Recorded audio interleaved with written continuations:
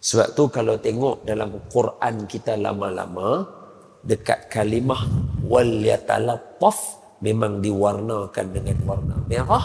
Dalam satu riwayat kata, disitulah terperciknya darah Sayyidina Uthman ketika mana beliau dijumpai dibunuh di rumah dia tingkat atas dalam keadaan tengah baca Quran.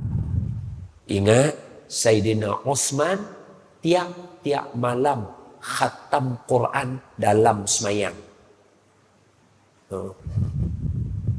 Kalau masa orang kepung rumah dia tu, nak bunuh dia tu, duk baca Quran.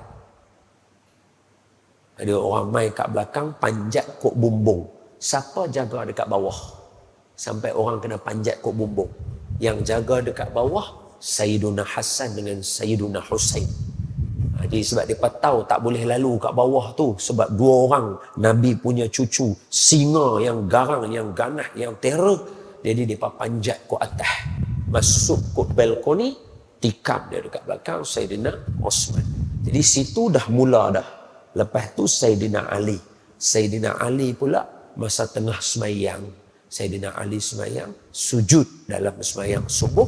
Khawarij belakang tu keluar, ambil pedang, pancung kepala depan. Mati Sayyidina Ali, syahid dalam semayang, pancung kepala. Pancung. Bila wafat Sayyidina Ali, orang semua bai'ah angkat Sayyiduna Al-Hasan. Semua orang sayang dekat dia. Dia akhlak dia baik. Hadis ni Nabi sebut dalam hadis ni, ini cucu saya adalah penghuni syurga, penghulu kepada pemuda-pemuda dalam syurga. Dah.